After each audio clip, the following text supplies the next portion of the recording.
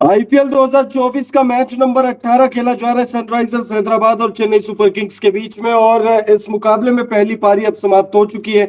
पहली पारी के आधार पर चेन्नई सुपर किंग्स ने 166 रन का जो टारगेट है वो सनराइजर्स हैदराबाद को दिया। और आपको पिछले लाइव सेशन में क्लियर कहा था, पिछले लाइव सेशन में आपको प्रेडिक्शन बताई थी हमारी कि सनराइजर्स हैदराबाद इस मुकाबले को जीतेगी। और अभी जो कंडीशन नजर आ रही है उसके आधार पर हम देखें तो सनराइजर्स हैदराबाद इस मुकाबले को जीतने के लिए काफी फेवरेट नजर आ रही है।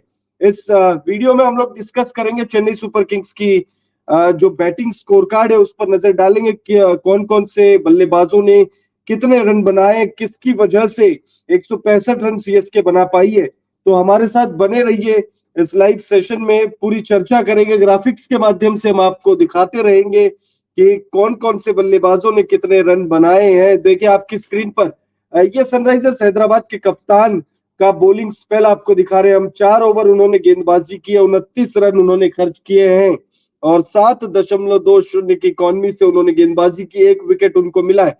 आपको बता दें इस मुकाबले में टॉस जो है वो सनराइजर्स हैदराबाद ने जीता था और पहले गेंदबाजी करने का फैसला किया था। और सनराइजर्स हैदराबाद का ये फैसला आप नहीं कह सकते कि गलत साबित हुआ है अब तक, क्योंकि 20 ओवर के खेल में अगर आपको 166 रन चेस करने तो फिर तो आपकी जीत यहां से नजर आ रही है। और आपको ग्लोबल भारत टीवी की तरफ से मैंने साफ कह दिया था कि इस मुकाबले में सनराइजर्स हैदराबाद की टीम जीतेगी। लगातार जो प्रेडिक्शन हम आपको दे रहे हैं, लगातार जो प्रेडिक्शन हम कर रहे हैं, वही प्रेडिक्शन सही साबित हो रही है। आई बटन में वीडियोस के लिंक आपको मिल जाएंगे, आप उन पर भी जाकर चेक कर सकते हैं। और यही वजह है कि ग्लोबल भारत टीवी के वीडियोस को आप लोग इतना ज्यादा प्यार दे रहे हैं और इसी तरीके से प्यार जो है वो बरकरार रखिएगा आप लोग। इस मैच पर आ जाते हैं। इस मुकाबले में सनराइजर्स हैदराबाद ने चेन्नई सुपर किंग्स को पहले बल्लेबाजी करने के लिए कहा और सनराइजर्स हैदराबाद के इस चुनौती को चेन्नई सुपर किंग्स के बल्लेबाजों ने दोनों हाथों से लपका। रचिन रविंद्र से बहुत ज्यादा उम्मीदें थी टीम को, लेकिन रचिन रविंद्र ज्यादा बड़ी पारी नहीं खेल पाए। 9 गेंदों में 12 रन बनाकर वो आउट हुए। अच्छी बात यह रही कि बहुत ज्यादा गेंदें उन्होंने जो है नहीं खाई। कई बार ऐसा होता है कि बल्लेबाज रन नहीं बनाता लेकिन वो गेंद भी ज्यादा खा लेता है। रचिन रविंद्र की इस पारी में एक ही अच्छी चीज ये रही कि उन्होंने बहुत ज्यादा गेंद वेस्ट नहीं किया। हालांकि 9 गेंदों में 12 रन, 2 चौके उनके बल्ले से हमें देखने को मिला। बैटिंग में फिनिशर की जो भूमिका रही वो रविंद्र जडेजा ने पूरी की। और रविंद्र जडेजा का ग्राफिक्स आप देख रहे होंगे, 31 रन उन्होंने बनाए 23 गेंदों का सामना करते हुए। 134 की स्ट्राइक रेट है। बहुत ज्यादा तेज गति से उन्होंने रन नहीं बनाए, लेकिन जो फिनिश, जिस तरीके की फिनिश चाहिए थी, आप कह सकते हो कि अगर फिनिश उनको 20 की चाहिए थी तो रविंद्र जडेजा ने 18 की प्रोवाइड करवा दी। हो सकता था कि रविंद्र जडेजा थोड़ा और तेज गति से खेलते तो ये 180 के आसपास का स्कोर जा सकता था। खैर, हो तो ये भी सकता था कि रविंद्र जडेजा तेज गति से खेलने के लिए जाते, आउट हो जाते और ये स्कोर 140 के अंदर हो जाता। इफ एंड बट का पूरा खेल होता है क्रिकेट। ये होता तो वो होता, वो होता तो ये होता, वो वाली बातें होती है। रविंद्र जडेजा ने लेकिन फिनिश अच्छा किया है। 31 रन उन्होंने बनाए। यहाँ भुवनेश्वर कुमार का स्पेल आप देखिए, आपको कहा था कि भुवनेश्वर कुमार, आप लोग उस वीडियो को जाके देख सकते हैं कि मैंने साफ कह दिया था कि भुवनेश्वर कुमार आज अच्छी गेंदबाजी करेंगे। हालांकि मैंने ये भी कहा था कि वो 3 विकेट लेंगे, लेकिन 3 विकेट उन्होंने नहीं लिया। लेकिन ये मैंने साफ कह दिया था कि भुवनेश्वर कुमार अच्छी गेंदबाजी करेंगे और भुवनेश्वर कुमार ने गजब की गेंदबाजी की है।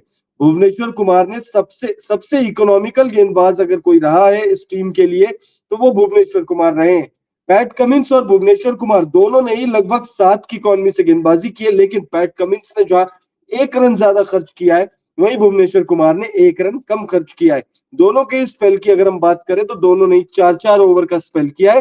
भुवी ने 28 रन दिए हैं और 29 रन दिए हैं पैट कमिंस ने, और दोनों ही गेंदबाजों ने एक एक विकेट हासिल किया है। मयंक मार्कंडे की बात करें तो 2 ओवर इन्होंने गेंदबाजी की और इस 2 ओवर के अपने स्पेल में मयंक मार्कंडे ने 21 रन खर्च किए हैं। 10.50 की इकॉनमी से इन्होंने रन जो है वो खर्च किए हैं।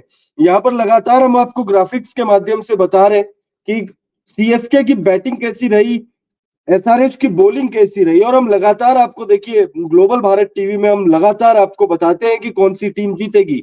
देखिए वो प्रेडिक्शन हम करते हैं और वो प्रेडिक्शन टचवुड सही जा रहा है अब तक। आईपीएल 2024 में हम लगातार जो प्रेडिक्शन कर रहे हैं वो नंदलेस सही साबित हो रहा है।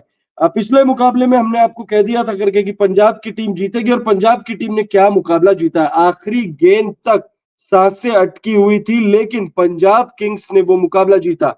उससे पिछले मुकाबले में भी हम देखिए लगातार हम लोग हम आपको जो प्रेडिक्शन दे रहे हैं वो प्रेडिक्शन सही साबित हो रहा है। उसका मतलब ये नहीं है कि हमने अगर कह दिया तो वही होगा, चांसेस है कि वही होगा, और क्योंकि वही होते आ रहा है। और इस मुकाबले में सनराइजर्स हैदराबाद को लेकर हमारी प्रेडिक्शन थी। अभी ऐसा नहीं है कि सनराइजर्स हैदराबाद ने ये मुकाबला जीत लिया है, लेकिन जो हालात नजर आ रहे हैं, जो माहौल अभी बन रहा है राजीव गांधी इंटरनेशनल स्टेडियम हैदराबाद में, इस समय जो माहौल है, 166 रन चेस करने हैं सनराइजर्स हैदराबाद को, और वो भी ऐसे ग्राउंड पर जहां पर चेस जो है वो आसान है। यहाँ पर चेस बहुत ज्यादा आसान है। 165 रन अगर चेन्नई सुपर किंग्स ने बनाए हैं, तो 166 रन बहुत आसानी से सनराइजर्स की टीम बना सकती है। हैदराबाद की टीम इस मुकाबले को जीत सकती है, और इस मुकाबले में जीतने के लिए सनराइजर्स हैदराबाद के पास एक एक्स्ट्रा मोटिवेशन भी है। मोटिवेशन ये है कि सनराइजर्स हैदराबाद बहुत अच्छी अच्छी टीम है। इस साल बहुत अच्छी टीम बनी हुई है सनराइजर्स हैदराबाद की, और सनराइजर्स हैदराबाद वो टीम है जिसने 277 रन बना दिए इस सीजन, इसी ग्राउंड पर बना दिए। तो टीम इतना अच्छा प्रदर्शन कर रही है, टीम बहुत ज्यादा तगड़ी लग रही है, लेकिन उसके बावजूद सनराइजर्स हैदराबाद ने अब तक वैसा प्रदर्शन दिया नहीं है। 2 मुकाबले हार गई है सनराइजर्स की टीम। ये चौथा मुकाबला है। 3 मुकाबले खेले सनराइजर्स ने और 2 मुकाबलों में हार मिली है, जबकि उन 2 मुकाबलों में भी जीत मिलनी चाहिए थी सनराइजर्स को। बहरहाल इस मुकाबले में सनराइजर्स हैदराबाद जो है वो जीतना चाहेगी। खैर चाहेगी तो चेन्नई सुपर किंग्स भी, लेकिन मुझे नहीं लगता है कि चेन्नई सुपर किंग्स इस मुकाबले को जीत पाएगी, क्योंकि 166 रन जो है वो जीतने के लिए चाहिए सनराइजर्स हैदराबाद को। चेन्नई सुपर किंग्स की बैटिंग स्कोर कार्ड हम आपको दिखा रहे हैं। अगर हम शुरुआत से शुरू करें तो रचिन रविंद्र ने 12 रन बनाए, 9 गेंदों का सामना किया है। उसके बाद देखिए ऋतुराज गायकवाड़ 21 गेंदों में 26 रन उन्होंने बनाए, 3 चौके और 1 सिक्स उनके बल्ले से हमें देखने को मिला। रचिन रविंद्र जब आउट हुए थे तब ऋतुराज गायकवाड़ ने यानी कप्तान साहब ने अजिंक्य रहाणे के साथ मिलकर पारी को संभाला, पारी को आगे तक ले गए। फिर जब उसके बाद ऋतुराज गायकवाड़ आउट हुए तो शिवम दुबे के साथ मिलकर अजिंक्य रहाणे ने अच्छी बल्लेबाजी की। शिवम दुबे जो है वो टॉप स्कोरर रहे। थोड़ी सी निराशा जरूर उन्हें भी हो रही होगी और मुझे भी हो रही है, क्योंकि जब एक बल्लेबाज 50 के करीब या 100 के करीब आकर जब वो माइलस्टोन अचीव नहीं करता है, तो निश्चित तौर पर क्रिकेट प्रेमी थोड़ा सा निराश जरूर होते हैं। फिर चाहे आप सीएसके को सपोर्ट करो या ना करो, फिर चाहे आप सनराइजर्स हैदराबाद को सपोर्ट करो या ना करो। 45 रन बनाकर वो आउट हुए। पैट कमिंस कप्तान साहब ने उन्हें आउट किया है। 2 चौका और 4 सिक्स उनके बल्ले से हमें देखने को मिला। रविंद्र जडेजा ने फिर शिवम दुबे के साथ मिलकर थोड़ी देर बल्लेबाजी की, डेरल मिचेल के साथ मिलकर थोड़ी देर बल्लेबाजी की, और महेंद्र सिंह धोनी के साथ मिलकर भी आखिरी ओवर में उन्होंने कुछ गेंद जरूर पार्टनरशिप की है। हालांकि वो बहुत बड़ी पार्टनरशिप नहीं रही, 2-4 रन ही आए उसमें। शिवम दुबे के बाद रविंद्र जडेजा पर चर्चा करें तो 23 गेंदों में उन्होंने 31 रनों की पारी खेली है, 4 चौके, 134.78। जड्डू से थोड़ा और तेज गति से रनों की उम्मीद होती है फैंस को।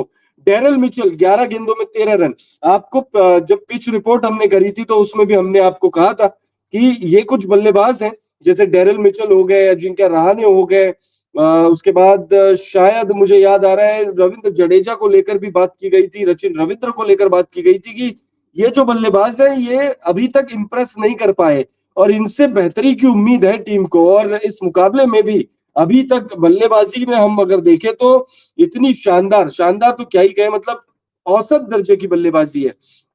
यहाँ पर देखिए हम लगातार आप लोगों के साथ बने हुए हैं और लगातार हम आप लोगों को ये बताते हैं कि कौन सी टीम जीतेगी। अब आपकी स्क्रीन पर गेंदबाजी लाइनअप दिख रही होगी, गेंदबाजी बॉलिंग स्कोर कार्ड आप देख पा रहे होंगे। कुल 7, अगर मैं गलत नहीं हूं तो कुल 7 गेंदबाजों, जी हाँ बिल्कुल 7 गेंदबाजों का इस्तेमाल किया कप्तान पैट कमिंस ने।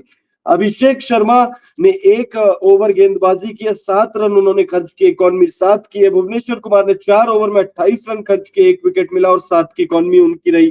टी नटराजन 4 ओवर के उनके स्पेल में 39 रन उन्होंने खर्च किए और 1 विकेट उनको मिला है। 9.75 की स्ट्राइक रेट से, माफी चाहूंगा, इकॉनमी से उन्होंने गेंदबाजी की है।